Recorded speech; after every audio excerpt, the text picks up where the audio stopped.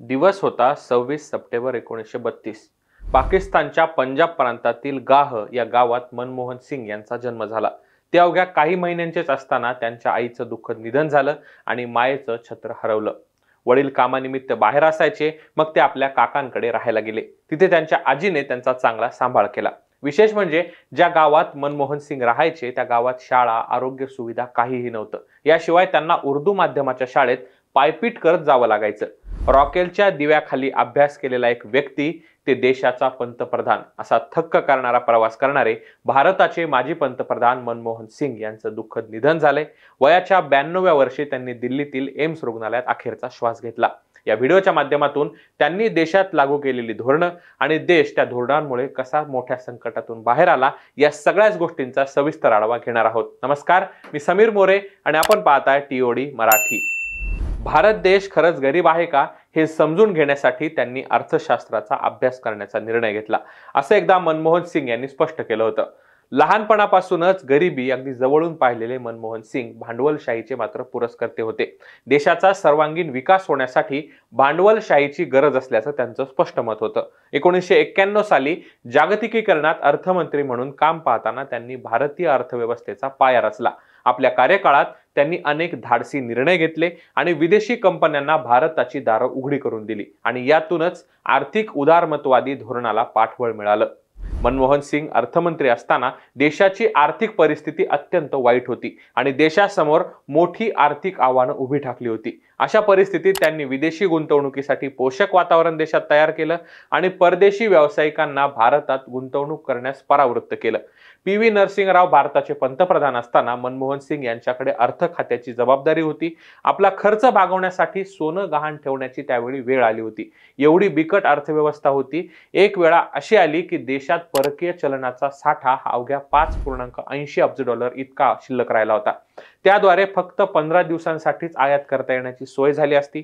भारताने आंतरराष्ट्रीय नाणेनिधी आणि युरोपीय देशांकडे आर्थिक मदत मागितली, पण त्यांच्याकडून आर्थिक कर्ज पाहिजे असल्यास भारतात विदेशी कंपन्यांना गुंतवणुकीसाठी परवानगी देण्यात यावी अशी अट ठेवण्यात आली होती.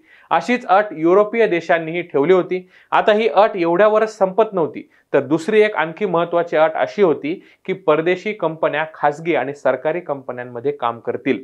1991 ते 1996 पर्यंत अर्थमंत्री असताना मनमोहन सिंग यांच्या काळात भारताच्या जीडीपीची वाढ ही 8 ते 9% झाली आणि 2007 मध्ये भारताने ऐतिहासिक रूपात 9% जीडीपी ग्रोथ रेट मिळवला होता.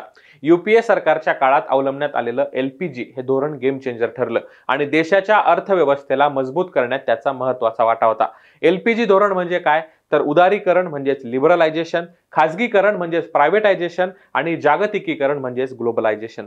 या धोरणामुळे परदेशी कंपन्यांसोबतच खाजगी कंपन्यांनाही भारतात व्यावसायिक मुहूर्तमेढ रोवण्याची सुवर्ण संधी मिळाली आणि जागतिकीकरणाच्या तडाख्यातून भारत सुखरूप बाहेर पडला. मनमोहन सिंग यांची अर्थमंत्री पदाची निवड झाली तो किस्सा आजही जुने राजकारणी सांगत असतात. तो किस्सा असा आहे की पी.व्ही. नरसिंहराव भारताचे पंतप्रधान झाले आणि त्यांनी आरोग्य आणि शिक्षण मंत्रालय पूर्वी सांभाळलं होतं आणि विविध विषयात त्यांचा अभ्यास चांगला होता, कारण भारताचे परराष्ट्र मंत्री म्हणूनही त्यांनी काम पाहिलं होतं.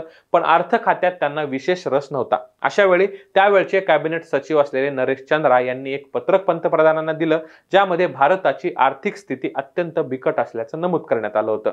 आता पी.व्ही. नरसिंहराव यांना असा चेहरा हवा होता जो आंतरराष्ट्रीय नाणेनिधी आणि पक्षांतर्गत विरोधकांना हे ठामपणे समजावून देईल की भारत जुन्या अर्थ धोरणांनी आता चालू शकणार नाही. अशा वेळेला पी.सी. अलेक्झांडर यांनी मनमोहन सिंग यांचं नाव सुचवलं आणि शपथविधीच्या अवघ्या एक दिवस आधी मनमोहन सिंग यांना अर्थमंत्री पदाची ऑफर देण्यात आली.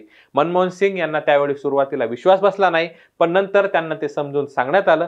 शपथविधी घेण्याच्या अवघ्या काही तास आधीच नरसिंहराव यांनी मनमोहन सिंग यांना स्पष्ट केलं की आपली आर्थिक नीती जर यशस्वी झाली तर ते श्रेय आपल्या दोघांनाही मिळेल, पण त्यात जर अपयश आलं तर तुम्हाला पदावरून बाजूला जावं लागेल.